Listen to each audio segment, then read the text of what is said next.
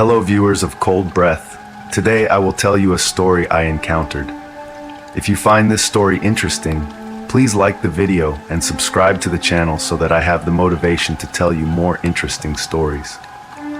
My neighbor has been too friendly lately. I had been working late again, something I'd grown used to over the past few months. Chicago never truly sleeps, and it was common to see people still moving around the streets, even as the clock ticked past midnight. My apartment was just a few blocks away, and I'd made this walk home more times than I could count.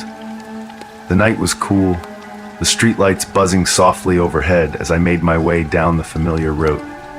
There wasn't much traffic, which was typical for this time of night. The occasional car would pass, and sometimes I could hear the distant hum of the L train. I checked my phone out of habit, scrolling through notifications without really paying attention to them. A message from a friend asking about plans for the weekend, a reminder about a bill due tomorrow, just the usual. As I approached my building, I noticed Tom, my neighbor, outside by the garbage bins. He had a cigarette between his fingers, the glow lighting up his face briefly as he nodded in my direction. "Burning the midnight oil again?" he asked. "Yeah, work's been crazy lately," I replied, pausing for a moment before heading toward the door. "You?" "Couldn't sleep," he said, shrugging. "Figured I'd step out for a bit." I nodded, pushing the front door open. "See you around." "Take it easy," Tom replied before I disappeared inside.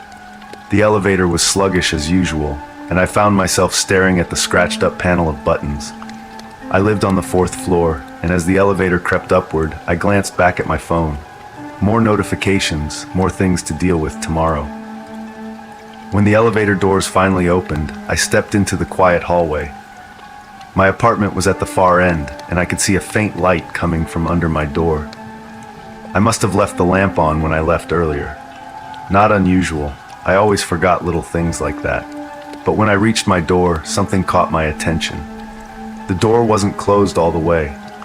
It was barely noticeable, just a fraction of an inch, but it was enough to make me stop. I didn't remember leaving it like that. I stood there for a moment, staring at the door, my hand hovering just above the knob. I reached for the door, but as I grasped the knob, I froze. The door was unlocked. I was sure I had locked it before leaving, as I always did. I stood there, staring at the knob, trying to make sense of it. Maybe I had been in such a hurry earlier that I forgot. But no, I distinctly remembered the click of the lock as I left. A knot tightened in my stomach as I pushed the door open. The apartment was quiet, everything seemingly in its place. The small lamp in the living room cast a soft glow, illuminating the familiar surroundings. I stepped inside and locked the door behind me, twisting the lock back and forth as if to reassure myself that it was working properly. I walked into the living room, tossing my keys onto the counter, and that's when I saw it. Lying on the coffee table, where nothing had been earlier, was a photograph. My breath caught in my throat. I didn't remember leaving it there, and more importantly, I didn't own any printed photos. I stepped closer, my heart thudding in my chest. The photo was of me, taken earlier today on my walk from work. I recognized the street, the same one I had walked down just hours ago. My hand trembled as I picked it up, flipping it over to see if there was anything written on the back. There wasn't. Whoever took this photo had been watching me. They had followed me, and now they had been inside my apartment. I felt a rush of adrenaline, my mind racing with questions. How did they get in? Had I really left the door unlocked? I didn't think so. I quickly scanned the room again, looking for anything else that might have been moved, but everything seemed in place. I checked the windows, but they were locked too. Suddenly, my phone buzzed in my pocket, startling me. I pulled it out, half expecting to see a message from the stalker, but it was just Tom, my neighbor. "Hey, you okay? You looked kind of off earlier," his message read. I stared at the screen, my thoughts too scattered to reply right away. Tom had been outside when I came home. Could he have noticed something? Should I tell him about the photo? I hesitated for a moment, staring at Tom's message. Should I tell him about the photo? Part of me wanted to confide in someone, but another part felt like I needed to keep it to myself, at least for now. I didn't know what I was dealing with, and jumping to conclusions didn't feel right. After a long pause, I typed out a quick reply. Yeah, just a rough day at work. Thanks for checking in. I put my phone down, running my hand through my hair as I tried to steady my breathing.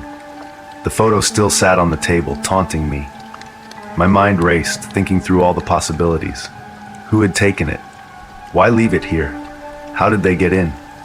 Trying to distract myself, I turned on the TV, hoping that some background noise would help calm my nerves. But I couldn't focus. My thoughts kept circling back to the unlocked door and the photo. It was almost like someone wanted me to know I was being watched. Someone who knew I'd come home tonight and find their little message. I stood up and walked around the apartment, checking the windows again, though I knew they were already locked. My eyes wandered over every corner of the room, looking for anything else out of place. Nothing. Just that photo. The buzz of my phone startled me again. Another message from Tom. If you need anything, let me know. I'm up for a while. I stared at the message, feeling uneasy. Tom had always been friendly, but now it seemed like he was paying extra attention. I hadn't noticed it before, but maybe I had never looked for it. Was I overthinking things? Or was it just a coincidence that he was always nearby, always checking in at the right time?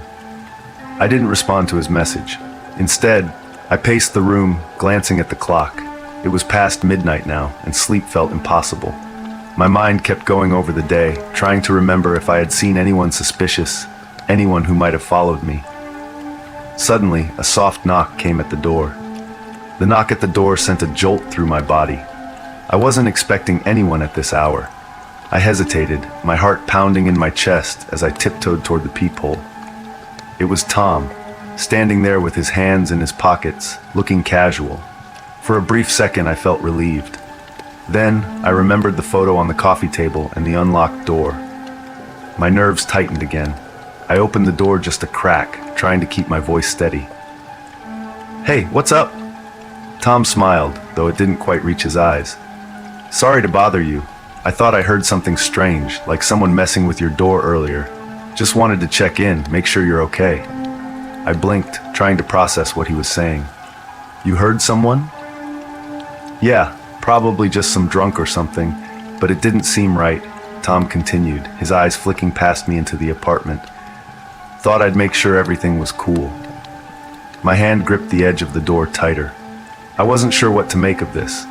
Tom had always been friendly, but the timing of his concern felt off. And if he had really heard something, why hadn't he called me or knocked earlier? I'm fine, I said quickly, trying to close the door a bit more. Thanks for checking in. Tom's smile faltered just a bit. Okay, well, just let me know if you need anything. I nodded, forcing a smile before closing the door fully and locking it. As soon as I was alone again, I let out a breath I hadn't realized I was holding.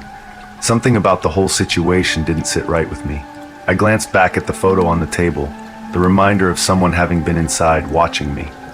My phone buzzed again, and I nearly jumped. Another message from Tom. Sorry if I freaked you out, just being a good neighbor. I stared at the message, feeling my skin crawl. He was being too attentive, too involved. It was hard not to connect the dots. First the unlocked door, then the photo, and now Tom always seeming to be around at the perfect moment. I couldn't shake the feeling that he knew more than he was letting on. I decided I needed to talk to someone, so I called my friend Sarah. As the phone rang, I paced around the living room, my mind still racing. When she finally answered, her voice was groggy. Hey, everything okay? She asked, clearly half asleep. I don't know, I admitted. Something weird's been happening. Someone was in my apartment earlier, I think. They left a photo of me from today. There was a pause on the other end before Sarah spoke again. That's creepy. Did you call the police? I'm not sure what to tell them, and I stopped mid-sentence, glancing at the coffee table again, where the photo still sat. It felt like it was staring back at me, an eerie reminder that someone had been close enough to take it. I don't even know what to say. What if they think I'm just overreacting? Sarah's voice grew more alert. You're not overreacting. Someone took a photo of you and left it in your apartment. That's serious. You need to call them. I bit my lip, considering it. Maybe you're right, but it's just so bizarre, and Tom keeps checking on me. It's like he knows something, but I don't know if I'm being paranoid. Wait, Tom, Sarah asked, confused. Your neighbor? Yeah, I said, lowering my voice even though I was alone. He's been around every time something weird happens. He texted me just after I found the photo, said he saw someone hanging around my door. It's almost like he's watching me. Okay, that's weird. Do you think he could be involved? I don't know, I admitted, glancing nervously at the front door. He's always been friendly, but now it feels off. I don't know what to think. Sarah sighed. Look, I really think you should call the police. Even if it's nothing, better safe than sorry. And maybe keep your distance from Tom for a bit, just in case. I nodded, even though she couldn't see me. Yeah, maybe I'll do that. Thanks, Sarah. Stay safe, okay? She said, her voice a little softer now. Call me if you need anything. After hanging up with Sarah, I sat in the silence for a long moment. But she was right. It was better to be safe than sorry. I dialed the non-emergency number, feeling a wave of anxiety wash over me as I waited for them to pick up. When I finally spoke, my voice sounded smaller than I intended. I'd like to report something suspicious, I said, trying to keep my tone steady. I think someone's been watching me, and maybe even inside my apartment. The dispatcher took down my information, asking for the details of what had happened with the photos and the sounds outside my door. I tried my best to explain, though it felt surreal even as the words left my mouth. By the time the call ended, they assured me that an officer would be dispatched to check things out. It wasn't long before I heard the knock at the door. My heart jumped, but when I checked the peephole, I saw the distinct navy blue uniforms of 2 police officers standing just outside. Taking a deep breath, I opened the door and let them inside. One of the officers, a tall man with tired eyes, introduced himself. Ma'am, we're here to follow up on your report. Mind if we ask a few questions? I nodded, still feeling uneasy despite their presence. I led them into the living room, where they asked me to go over the events again in more detail. As I described the photos, the unlocked door, and the eerie feeling that I was being followed, the officer took notes, his partner occasionally glancing around the apartment. Have you noticed anyone suspicious hanging around recently? The officer asked. I hesitated. There's my neighbor, Tom. He's been really helpful, but I don't know. It's just a feeling. He's always around checking on me, and it seems a little too convenient. The officer nodded, his expression unreadable. We'll talk to him, just to cover all the bases. After I finished explaining everything, they went down the hall to speak with Tom. I stayed inside, pacing nervously, listening to the muffled conversation through the door. It wasn't long before the officers returned. Your neighbor says he hasn't noticed anything unusual, but he's concerned for your safety, the officer said, his voice calm. He offered to keep an eye out for anything strange. I nodded, not sure if that made me feel better or worse. Look, we don't have enough for a full investigation right now, the officer continued. But we'll keep a patrol car parked outside tonight, just in case. You should try to get some rest. I thanked them, feeling a slight sense of relief at the idea of police nearby. Maybe now, with someone watching over the apartment, I could get some rest. I couldn't sleep. The events of the night replayed in my mind, the unsettling photos, the noises outside my door, and Tom's messages. The fear settled in deep, keeping me alert, despite the police being outside. I stayed up all night, jumping at every creak in the apartment, every distant sound from the street. The small knife I had tucked into my bag for protection felt like my only source of comfort as dawn finally broke. The next day passed in a haze of routine, but the weight of the previous night's fear lingered at the back of my mind. I went through my workday mechanically, my body tired but my thoughts racing. By the time I finished my shift, the sky had already darkened, and I couldn't shake the feeling of unease that had settled over me. As I made my way home, I decided to stop by the convenience store a few blocks from my apartment. I needed something to help me unwind, maybe a snack and a drink to go with the movie I'd planned to watch. The store was brightly lit, a small beacon of normalcy amidst the growing shadows of the evening. I walked inside, the sound of the automatic doors hissing as they slid open. Grabbing a soda and a bag of chips, I wandered toward the counter, trying to shake the nerves that still clung to me. The cold night air felt sharp against my skin as I left the convenience store, clutching the plastic bag of snacks. Ever since I found those photos in my apartment, my nerves had been on edge. I kept one hand near the knife in my jacket pocket as I walked quickly through the dimly lit parking lot. Something didn't feel right, and I couldn't shake the feeling of being watched. The parking lot felt unnervingly still, the flickering streetlights casting long, distorted shadows over the scattered cars. The silence pressed in around me, broken only by the faint hum of the lights overhead.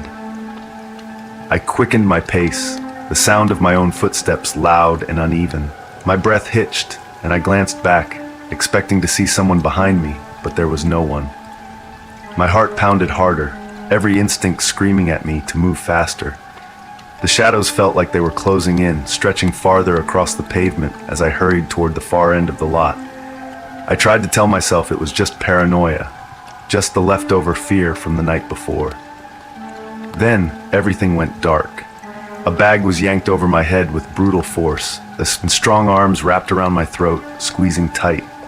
Panic surged through me as I thrashed wildly, trying to scream, but the sound was muffled by the bag, my voice trapped inside. My lungs burned, desperate for air, but each breath came in shallow, choking gasps. The grip around my throat tightened, and my vision started to blur. My legs kicked out violently, but I couldn't break free. Every muscle in my body screamed for oxygen, for a way out, but the world around me was fading, slipping into darkness. I couldn't breathe. I couldn't think. My hand fumbled toward my pocket, feeling the cold steel of the knife. With the last ounce of strength I had left, I yanked it free and swung blindly behind me. I felt the blade hit flesh, and a low grunt of pain followed. The grip on my throat loosened just enough for me to rip the bag from my head. I gasped for air, stumbling forward, vision swimming as I tried to regain my balance. My entire body trembled with fear and adrenaline, but I forced myself to turn around. He stood there, hunched over, clutching his side where I had slashed him. Blood poured between his fingers, staining the pavement beneath him, but his eyes were locked on me with a burning hatred. "Who are you?" I rasped, my voice shaking, barely able to speak. His twisted grin sent a shiver down my spine. "You don't remember me?" he said, his voice low, full of contempt. "Of course you don't." I stared at him, struggling to place his face. There was something familiar about him, but it was like grasping at a half-forgotten memory. I walked inside, the sound of the automatic doors hissing as they slid open. Grabbing a soda and a bag of chips, I wandered toward the counter, trying to shake the nerves that still clung to me. The cold night air felt sharp against my skin as I left the convenience store, clutching the plastic bag of snacks. Ever since I found those photos in my apartment, my nerves had been on edge. I kept one hand near the knife in my jacket pocket as I walked quickly through the dimly lit parking lot. Something didn't feel right, and I couldn't shake the feeling of being watched. The parking lot felt unnervingly still, the flickering streetlights casting long, distorted shadows over the scattered cars. The silence pressed in around me, broken only by the faint hum of the lights overhead. I quickened my pace, the sound of my own footsteps loud and uneven. My breath hitched, and I glanced back, expecting to see someone behind me, but there was no one. My heart pounded harder, every instinct screaming at me to move faster. The shadows felt like they were closing in, stretching farther across the pavement as I hurried toward the far end of the lot. I tried to tell myself it was just paranoia, just the leftover fear from the night before. Then, everything went dark. A bag was yanked over my head with brutal force, and strong arms wrapped around my throat, squeezing tight. Panic surged through me as I thrashed wildly, trying to scream, but the sound was muffled by the bag, my voice trapped inside. My lungs burned, desperate for air, but each breath came in shallow, choking gasps. The grip around my throat tightened, and my vision started to blur. My legs kicked out violently, but I couldn't break free. Every muscle in my body screamed for oxygen, for a way out, but the world around me was fading, slipping into darkness. I couldn't breathe. I couldn't think. My hand fumbled toward my pocket, feeling the cold steel of the knife. With the last ounce of strength I had left, I yanked it free and swung blindly behind me. I felt the blade hit flesh, and a low grunt of pain followed. The grip on my throat loosened just enough for me to rip the bag from my head. I gasped for air, stumbling forward, vision swimming as I tried to regain my balance. My entire body trembled with fear and adrenaline, but I forced myself to turn around. He stood there, hunched over, clutching his side where I had slashed him. Blood poured between his fingers, staining the pavement beneath him, but his eyes were locked on me with a burning hatred. "Who are you?" I rasped, my voice shaking, barely able to speak. His twisted grin sent a shiver down my spine. "You don't remember me?" he said, his voice low, full of contempt. "Of course you don't." I stared at him, struggling to place his face. There was something familiar about him, but it was like grasping at a half-forgotten memory. "You think you're so much better than me," he hissed, taking a shaky step forward despite the wound. "You never even looked at me back then. You laughed, like I didn't matter." The memory hit me like a cold wave. High school. He had been there, always lurking in the background, quiet, unassuming, someone I had barely noticed. I swallowed hard, dread settling deep in my chest. "You," I whispered, feeling a rising sense of horror. "I barely remember you. You rejected me like I was nothing." He took another step, his breath ragged. "But I swore you'd pay for it one day." My pulse raced as his words sank in. This wasn't just some random attack. He had planned this. He had been waiting for this moment, fueled by a hatred I hadn't even known existed. "I didn't want your love," he said, his voice trembling with anger. "I wanted you to feel what it's like to be nothing, to feel hunted, to feel powerless." I backed away, my heart pounding against my chest. "I don't understand," I said, my voice barely above a whisper. "That was years ago." His face contorted with rage. "You thought you could laugh at me and walk away, but I've been waiting. I've been waiting all this time to make you suffer." His legs gave out, and he collapsed to the ground, blood pooling beneath him as his breath came in shallow gasps. I stood there, paralyzed, watching him struggle to breathe, trying to comprehend the nightmare that had unfolded in front of me. A boy I barely remembered from my past had plotted his revenge for years, and now he had come for me. Then I heard it, the soft chime of a text message. My pulse quickened as I looked down at his limp body. His phone must have gone off. My hands shook as I crouched down, reaching toward his jacket pocket. For a moment I hesitated, but then I forced my hand inside. I pulled out his phone, the screen still glowing with a new notification. The message read, "Did you get the job done?" I opened the conversation, and what I saw made my blood freeze. There were photos of me, walking to work, leaving my apartment, moving through my daily life. He had been watching me for weeks, maybe longer. Each photo was sent to him with a chilling, calculated precision. My breath came in short, panicked gasps as I scrolled up further. The stalker had been communicating with someone else, someone who had been helping him all along. My blood ran cold as I read through the exchange. "Make sure she finds the pictures. Tonight's the night. I'm going to finish this." Then came the reply from earlier that night. "I don't care what you do, as long as I get paid." With growing terror, I pulled out my own phone and compared the unknown number to my contacts. My hands shook violently as I scrolled through my list, praying I was wrong. But when I saw the match, my heart plummeted. It was Tom. A wave of nausea hit me as the realization set in. Tom, the friendly neighbor who had always been so concerned, so helpful, had been involved from the beginning. He had been feeding information to my stalker, planting the photos, manipulating me, all for money. I felt numb as I dialed the police, my voice shaking as I tried to explain everything. Tom had betrayed me in the worst possible way, and I had never even suspected him. It didn't take long. A knock at Tom's door echoed through the hallway, louder than I'd ever heard before. I stepped out into the corridor, standing in the shadows as the police spoke to him. I held my breath as I watched the scene unfold. Tom opened the door, calm as ever, his face the picture of confusion. "What's going on?" he asked, his voice dripping with faux innocence. They moved swiftly, stepping inside. Within moments, Tom was in handcuffs, his calm facade cracking ever so slightly. His eyes locked onto mine, just for a second, as they led him past me down the hallway.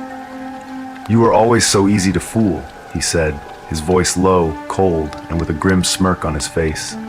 How could I have been so blind? He had been right there, pretending to care, pulling the strings the entire time. As I sat in my apartment, alone and shaken, I realized how close I had come to losing everything. Not just my life, but my sense of trust. I thought I had known who the real danger was, but the truth had been right in front of me the whole time, hidden behind